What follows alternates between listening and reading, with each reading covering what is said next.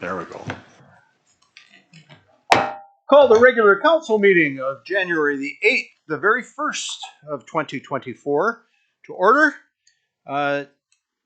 There are no late items, but there is a small change to the agenda, and that is when we adjourn, we will adjourn to a closed council meeting to consider some protected matters. Other than that, I would ask for a motion, please, to adopt the agenda. Councilors Adey and Randawa, all in favor? Any opposed? It is carried. We now have an opportunity for members of the public who would like to comment on any item coming up in the agenda. If there's any member of the public that would like to do that, now would be the time to do it. Nobody's moving towards the microphone, so I'll move on. We have consent agenda in front of you. Would ask for a motion, please, to approve the consent agenda. Councilors Cunningham and Nish, any discussion? All in favor? Any opposed? It is carried. All right, we now move on to reports. We have a report from planning with regards to development variance permit on 1946 11th Avenue East. The recommendation is that council proceeds to statutory notification for the development variance permit 2308 for 1946 11th Avenue East. Can I have a motion to that effect? Councillor Adey, Councillor Cunningham, any discussion? Councillor Nish. I understand that this is quite a big garage. I'm just curious as to the height. I understand it's out of the way and it's not visible by a lot of people now, but if that's ever a future developed neighborhood, it is a substantial size of a garage for, compared to what's actually allowed as 12 feet. This one is like 27. It's bigger than most houses. Okay. Any other comments or questions? All in favor? Any opposed? It is carried. We move on to a report from the Director of Development Services with regards to the DBP 2324 for Drake Crescent. Developments, recommendation that council approves the development variance permit for 2324 for the Drake Crescent developments. Can I have a motion to that effect? Councillor Nish, Councillor Cunningham, any discussion? Councillor Adey. I'm just curious if there was any public feedback. Thank you. We have received no comments about this application. Thank you very much. Councillor Cunningham. My only concern with this is not a big one, but we're trading off parking on street parking for the development. It's a slippery slope we're going to get into if we start doing that a lot. We already have parking problems, not particularly in that stretch, but with that many duplexes there, I don't know if it's going to be a problem or not, but I think it's something we should take a look at. All right. Councillor Randawa. Thank you, Mr. Mayor. And my concern is school times. It's really busy street, that one. And I was wondering if we need any traffic study on that matter. If we did, or we need any traffic study for that development. And also, another question is those trees we gone by the PRV. There's no buffer left there, or the tree will be stay there. Okay, so there is a small buffer between, even if they go right to the property line, there'll still be a small grass buffer between the sidewalk and the front doors. Okay. To the other question, I turn to you, Dr. Buchan. Have there been any traffic studies done? Your Worship, I'm not aware that there's been a traffic study, but given the size of the project and the distance of the school, I would say that a traffic study would not be necessary. We would not be recommending the requirement for one. Okay, thank you. Any other questions or comments? Councillor Randawa. No, sorry, Councillor Nish. I believe there was a traffic study done when we approved the rezoning application quite a few years ago, and that was to approve 80 something on the site. So this is like half the size as what it was originally looked at. So I wouldn't think that that would be an issue.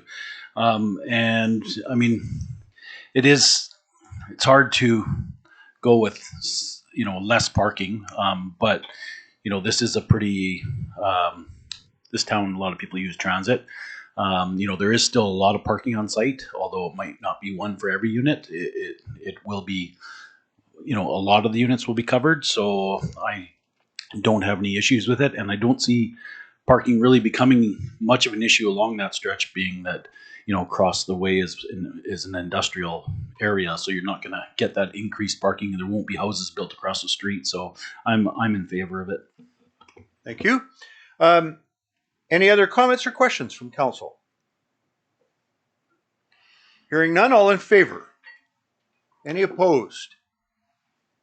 It is carried. We are now moving on to bylaws. There are 2 bylaws for consideration this evening. City of Prince Rupert Infrastructure Replacement Design Temporary Borrowing Bylaw number 3523, with a recommendation that council gives fourth and final reading to the City of Prince Rupert Infrastructure Replacement Design Temporary Borrowing Bylaw number 3523, 2023. Can I have a motion to that effect? Councillor Cunningham, Councillor Niche. Any discussion, comments, or questions? All in favor? Any opposed? It is carried.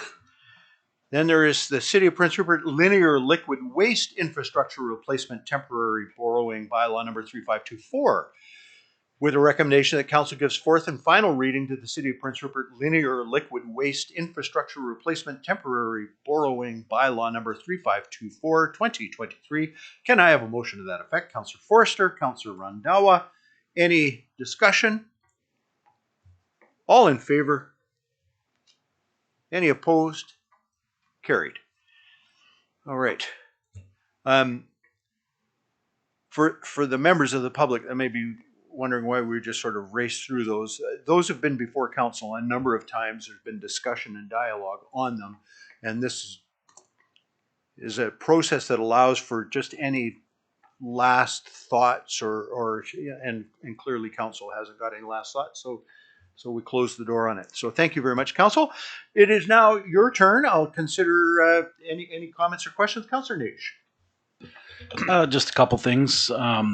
One thing that's been brought to my attention is, and I noticed it myself as well, but I think moving into this time of ripping up many streets in our town, we are going to have to stay on top of making sure that the gravel potholes are filled in these big excavations. 3rd Avenue by the police station there, it's had some pretty terrible potholes in it for an extended amount of time. So I'm hoping that our staff can maybe be a little bit more on top of filling these gravel potholes, because it's going to probably be like that for the next 4 years. So we may have to maybe come up with a little bit better protocol on that one.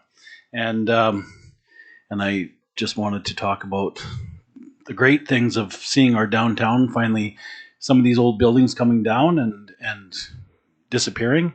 But then on the other hand, we've got buildings that are getting more plywood put onto them. So I think we're going to have to, I don't know if we're going to have to talk to the police or more policing downtown to, keep these people from busting windows out and causing these businesses to board up empty buildings.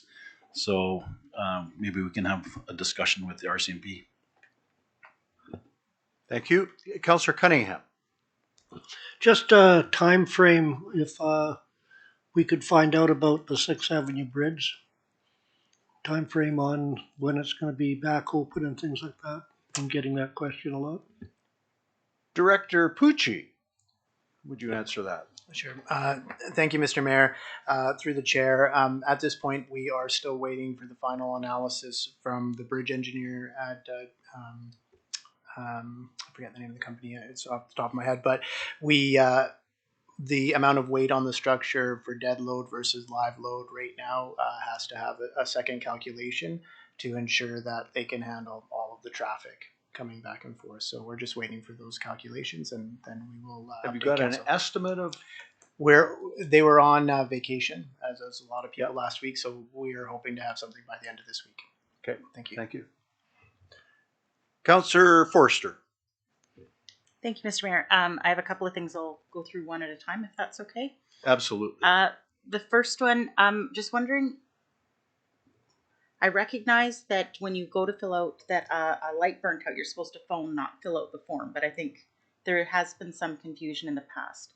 Once somebody either phones or fills out the form, how long should they be patient before they fill it out again? Dr. Buchan. Your worship, I will defer that to Director Pucci. Director Pucci. Thank you, Mr. Mayor. So that's a great question. I think that first is that our lights aren't regular incandescent lights anymore, HPS lights. They're LEDs. So when they're shown out, they're not burnt out and you just change the light bulb. What needs to happen is they need to be either reset or there is something more imminent that has happened, like a failure in the wiring or something else. So the first thing we do is we try and reset them, and secondly, we look at other faults. Our staff are obviously extremely busy right now with all the breaks, so we are trying our best to get them back on as much as possible, as soon as possible, but we're unable to keep up with them, and some of them require full overhauls. So we are listing them and trying to get them back on as soon as possible. But there isn't really a time frame that we can give the public because it's not as easy as changing the light bulb as it used to be. Thank you. If I can make a comment in the middle of that. I would love for us to explore some kind of, I don't know what it would look like, but a system that gives feedback to people so that they can see that, we've looked at it and that anybody could go online and look at it. There's been reported twice already. There's got to be systems out there that Or are available. status. But anyway, continue with your questions. Thank you. My next one is maybe a two-parter. Yep. So there's lots of places in our town that have signs that say you can't park. Yep. Right? Or you've got limited parking. Yep. In a lot of our residential areas, it's first come, first serve. So if I went and parked in front of somebody else's house, even though that's in front of their house, they don't have a right to park there. Correct. And so I don't know that everybody understands that, because I think in some areas in Vancouver, you have to have parking, little hanger pass. We don't have a system like that here. Right. Just wanted to check in on that assumption. And then the second one is more commercial or social parking. So we talked about it last year, right before All Native. We typically put up signs on McBride in front of the Civic Center limiting or reducing parking because there are so many people. But we don't always consistently do that when the carnival comes to town or when we have a large influx of people for a hockey game or different events.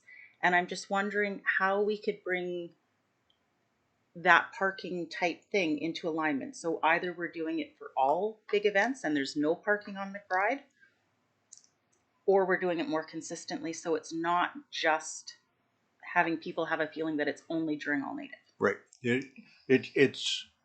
I've certainly seen the comments of concern that it might be a racial issue, right? And Dr. Buchan, have you? Your worship, I will defer to this to Director Pucci as well. Director Pucci, it's your night. Thank you, Mr. Mayor. I can assure you that it's not at all a racial issue. We do it for the dance festival that comes to town, and All Native. These are the ones that are planned well in advance, and we know that there's typically going to be some sort of parking issue or traffic concern. The areas where we put up the no parking, there isn't supposed to be parking there at any time. So in front of McDonald's after on the highway, people aren't supposed to park there. We understand that there's likely some celebrations of life and other weddings that come in and we aren't able to get out there in time, that people are parking in those areas. So I think that working with the recreation center a little bit more closely, we can probably do a little bit better and make sure that we restrict parking better, or put up larger signage in advance and keep them there all year long to indicate that there actually is no parking here. So thank you.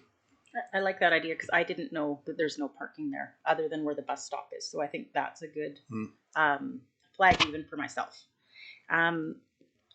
Thank you. And my last one is, so over Christmas, I had a few people come to me and tell me that in the towns where they lived, people would just tow vehicles that were abandoned, derelict, even going so far as to go onto somebody's property. Now, I personally would be pretty hesitant to just, if somebody didn't like my vehicle, if the city came and towed it, I would be pretty upset. And so my recollection, and I wanted to check in. So let's say I have a vehicle in my driveway that somebody thought was abandoned or derelict, or it was an eyesore, or I wasn't cleaning my yard well enough. My understanding is the process is they're supposed to send pictures into the city. And after a certain amount of demonstrable proof, then we as a city council can act. Is that the process? What is the process? I'll turn to Dr. Buchan. Your worship, and I'll defer this one to Director Miller. Director Miller. Thank you, Mr. Mayor. So the process for derelict vehicles and voluntary surrenders is a little bit different. So if it's a derelict vehicle on private property, if you're the owner, we can go in and take that property. You have to be the owner of the property and the vehicle. We can't just tow someone's vehicle for fun. If it's derelict and it's on the side of the road, if it's on public property, there's a process. We do have to ticket a certain number of times just to ensure that we've given people fair process. We will then tow the vehicle and provide notice that we will either auction or crush the vehicle in accordance with the bylaws. And then a registered letter as well has to go to the owner. For a voluntary surrender, we do have a program where you can provide the information, you sign the vehicle over to the city, and we take it and crush it. So there is definitely a process for that. And if someone does have a vehicle that they see as derelict, it's just send the submission into bylaw and we can have a look at it. Wonderful. Thank you. And then just my last one. It's no secret that I'm a nurse. But as a nurse, I can't speak for Northern Health. And so I'm wondering if we could maybe invite Julia, the Health Services Administrator, to come and talk to us about some of the services that Northern Health does, wait times, and maybe where the future of healthcare in our town is going, just so that then I think that would be very helpful for our community. Council concur? Nod, nod. Yes. All right. Please invite Julia to the whatever meeting she's able to make. I've got Councillor Adie next, and then I will go back to, and I've got Randhawa. So and Councillor Skelton Morven, I am glancing to the screen from time to time. Councillor Adie. Okay, I've got 4 things, and again, we'll maybe one at a time. First is, because it's a council meeting, so somebody should ask about the Angus Apartments. I see the scaffolding, and I understand that there are issues in terms of the process that is required for that demolition. I'm just curious about what the timeline might be, but I'm also curious about the cost, because as I understand it, that property is now turned over to the city, and so it's on our dime. And if it's going to be complex, how is that going to impact the bottom line? Director Miller. Thank you, Mr. Mayor. Yes, there is scaffolding around the Angus Apartments now. We don't like to keep things too simple, so we like the complicated issues. I'll start with the cost first. The cost is, it won't be cheap, but it is something that we anticipated. And so we will look to recoup that cost when we eventually go to resell that property after the buildings have come down. So it is definitely something that we will be looking to recoup. And we're comfortable that we'll be able to recoup those costs with the land sale. In terms of timing, we had a little bit of a hiccup over the Christmas break. So we'll need to The crews will go back, rewrap the building. There is some material that we need to protect people from, so we're going to do that, and it'll take about 3 months to get it fully completed. So, and then it'll hopefully be like a butterfly from the cocoon after that. Thank you. Councillor Eadie. I'm going to take a few minutes to think about that metaphor there. My second question is with respect to the provincial government's changes in their housing policy. I'm not an expert on all of the nuances of it, but I'm fairly comfortable in saying that they're going to have an impact on how municipalities do their work in terms of zoning and permitting new construction and what have you. So what I'm curious about, and I'm not sure whether it can happen kind of off the cuff now, or whether staff would like to take a couple of weeks and come back with something more prepared. Right. But I'm interested in a sense of what those key changes are as they affect Prince Rupert, and how do they affect us? A great question. It seemed towards the end of last year that every week I was inviting Dr. Buchan and Director Pope to my office to watch yet another conference call to explain the legislation that had just been announced the day before. Dr. Buchan. Your Worship, Council will be receiving a more fuller briefing during strategic planning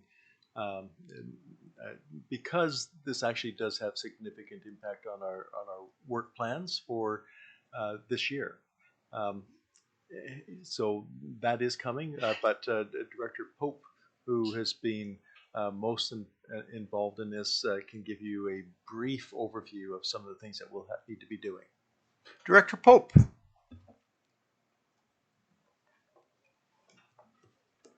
Thank you, Mr. Mayor. So a brief overview, and again, I'll just reiterate, we do have a fuller brief for this later, but generally speaking, the goal of the legislation that was released by the province is to increase and move the amount of housing that's permitted on what might now be considered a single family lot towards where we've actually already started going with permitting the 2 units plus secondary suites. So under the new legislation, all lots that currently permit single family homes or duplexes will be required to permit 3 or 4 units depending on the size of the lot. So in many of our lots that will be 3 units because we have smaller lots, as well as an accessory dwelling unit, so secondary suite or what might be called a carriage home, so detached. In addition to that, the province is requiring that, so those changes will need to be implemented in our zoning by June 30th of 2024. And they will affect our zones R1 and R2. So that's duplex and single family home zones. More broadly speaking, the province is also requiring that we update our housing needs assessment by the end of 2024, as well as update our official community plan by the end of 2025. And that is to align it with the outlook of housing for the next 20 years within the community. The other big change that came with this legislation was the removal of the option to have a public hearing for rezonings that are already aligned with the official community plan. So currently, council has the option to waive public hearings for rezonings that are aligned, and that option will be removed, and we won't. Council will no longer be able to host those. So those are the sort of large, big items on the provincial changes. Great. Any questions of Director Pope before she disappears? No. Okay, thank you. Thank you. Councillor. I'll carry on. I'm just interested in how the public feels about that last piece, because I know sometimes these things can be contentious. Just to be clear, and not to support it one way or the other, the province is saying, if somebody applies to do a development that matches your zoning and your community plan, you got to let them do it, and you got to let them get on with doing it. Yeah. My third item, we've raised it a couple of times, and now we're in the month of January, and I suppose I'm interested in projecting into the year and quite possibly into the next budget, which will show up before we know it. And that is the issue of pedestrian safety, particularly on 2nd Avenue. From McBride, obviously, we're going to be graced with a roundabout, which by all accounts will improve safety at that particular spot. But it still leaves a number of unlit crosswalks.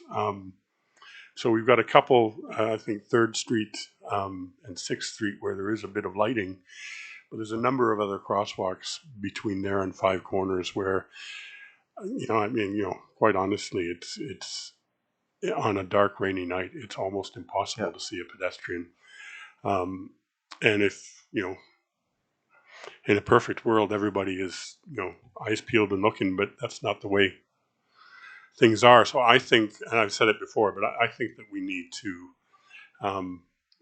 move towards getting somewhere on that issue.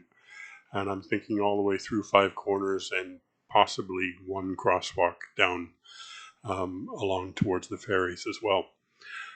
So I don't know what's involved in that. I understand that we have a limited budget, so I'm not sure what can be done within the context of the budget we have, what needs to be prioritized in a future budget. Also, I think because it's Ministry of Highways jurisdiction over 2nd Avenue, and because ICBC is on the hook for insurance costs whenever anything bad happens, it seems to me that it's a three-way dialogue between the city and ICBC and Ministry of Highways regarding costs, regarding jurisdiction. So I would like to, in very, very sort of, not particularly formally at this point, suggest that we need to promote that conversation to see if we can't get to where at the end of this year or at the latest early next year, we were making progress on those issues. Mm-hmm. I don't think, and maybe I'm being naive, I don't know that they're really high cost things that are needed here, but if we don't take it on and push for it, then they won't happen. And I would like to see them happen. Dr. Buchan. Your Worship, I'm pleased to say that staff are on that file now. And I believe that the official community plan even speaks to the revision of 2nd Avenue. We anticipate being able to do some roadworks over the next few years, subject to all the funding coming in that we're hoping to get, which would include a remodeling of 2nd Avenue to make it more of a urban street. We see this as being potentially a tremendous improvement in Prince Rupert. It would only make sense that as pipes are replaced and the road is put back together, that we deal with matters like the ultimate servicing, which is including the lights as well. So we'll take this suggestion and make sure that we do our best to meet that expectation when a redesign is eventually completed and prepared for council's review. Go ahead, Councillor. Okay, thank you for that. My last one is just a good news story of sorts. I confess that I one of the people I'm going to give a shout out to was a former student. A story that made a bit of a buzz was the first female tugboat crew. Yes. Haley McIntyre, Ocean Rutherford, who is the former student, and Sarah Clark ventured all the way up to Stewart to do that work as the first female crew on the BC coast to do that. So I would like to acknowledge that. Excellent. Yeah, some amazing women. I've got Councillor Randawa. Thank you, Mr. Mayor. Just only one people are asking, I live that side. So on Courtney Avenue, people are asking about the timeline when that street will be open and the dog park will be reopened again. The dog park? Yes, and the street, that street. Yeah, we are working on that street for a Okay. little bit while. Dr. Buchan. Your worship, I'll ask Director Miller to respond. Dr. Miller? She'd like to be. No, I have Director Miller. I have a lot of respect for physicians, and I choose not to be one. Thank you. With respect to that, there is a significant amount of development going on in that area right now, which is resulting in the closures. So it is something that we'd have to look at and get back to you on, but it won't be soon. All right. Councillor Niche, only because you haven't asked yet, and so yes. Actually, Well, I, actually, I did, but you hey, did. I'm going for it anyways. Wow. There you go. All right. I'm losing So it. one more thing that I just piggybacking off this conversation of traffic and that, you know, I do a lot of traveling throughout our province and on the highway, and you know, our line painting, it is terrible across this province, and it's not because of anything other than we're not allowed to use the good paint anymore because it's not environmentally friendly. So this is kind of a, you know, two-pronged thing. You know, could we possibly write a letter to whoever we could to have this discussion? Because I truly do feel that people are going to start to get killed around this province, especially on a highway when you're driving down the highway and you got wet or snow coming at you and you can't even see, there's no white line on the side, there's no yellow line in the center, and you know you're trying to use those lines to keep you on the road in the dark, and they're not there anymore, and this is obviously a problem. It's not just a problem locally, it's a problem everywhere, and I think that, you know, we need to go back to being able to use something that stands up more to, you know, to the conditions. I mean, you look at every crosswalk in our town. I mean, we paint them and they're 2 months later, they're gone. And you know, it's not like before where, you know, it was thick paint that they used to put the reflective stuff in and it stayed there. And every year they were just touching them up. Well, now it's basically, you know, we're having to repaint them completely because they completely disappear. The yellow lines disappear. And so the other portion of this is maybe if city staff could also look into maybe other options. I know there is like reflectors that you can recess into the pavement.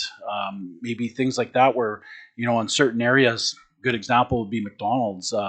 You know, right now we have no lines there and you've got 2 lanes and you've got people that are, you know, trying to turn right onto Prince Rupert Boulevard, and you know they're in the middle of the lane when they're trying to go into McDonald's and they're holding up traffic, and so I'm thinking that, you know, even if the reflectors are more of a strategic placement in areas that are, you know, more important, like such as that area, but look at it as maybe that's something we can do for our yellow lines around town is recess reflectors into the ground versus actually painting yellow lines. It might cost us a little bit more up front, but it might be something that we don't have to do year after year. So just thought maybe staff would look into a couple of options.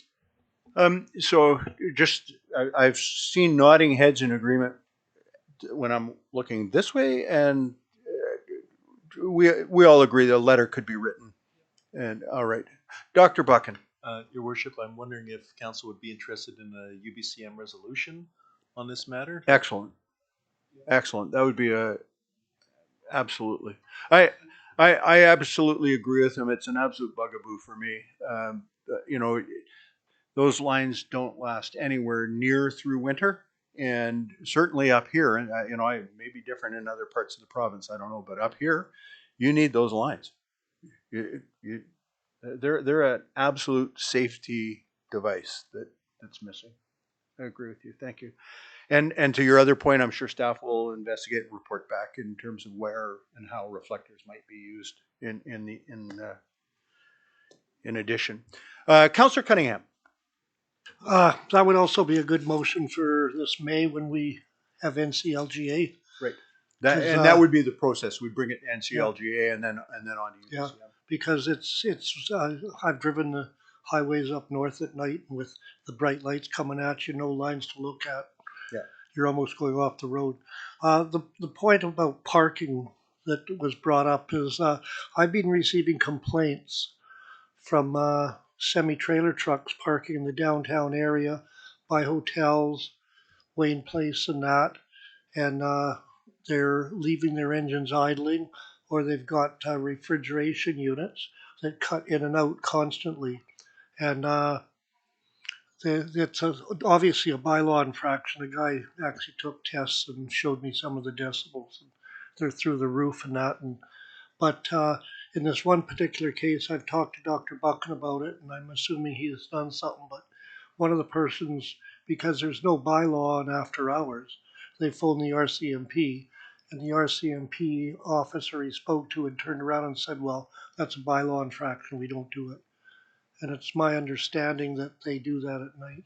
But Dr. Buchan. Your worship, staff have been in touch with the RCMP since the conversation I had with Councillor Cunningham, and they are well aware that they do attend such calls, and in fact they have.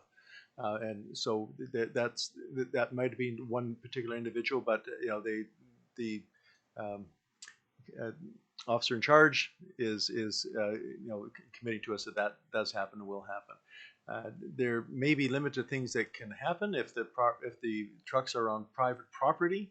It's not a traffic infraction, and therefore that creates some issue, and whether or not that ends up being a bylaw infraction is something that we'd have to assess. But I don't understand that our bylaws are particularly set out for trucks on private properties, except for possibly noise infractions. But we may have to revisit the wording in our bylaw to see if we can actually effect a fine in a case like that. Okay. Councillor Cunningham. that particular piece of property, if I'd have to get staff to check, or we would have to get staff to check, but I believe part of that's publicly owned. That small part, I think Inn of the Harbor owns part of it, closer to the Inn of the Harbor corner, but the other part of it is owned by the city, if I remember correctly, but we could check into that and find out. Yeah. Good. All right. Any other questions or comments? I'd entertain a motion to adjourn to a closed council meeting. So moved. Councillors Forrester and Cunningham, any discussion? All in favor? Any opposed? It is carried. Meeting is adjourned, and we'll take 5 minutes.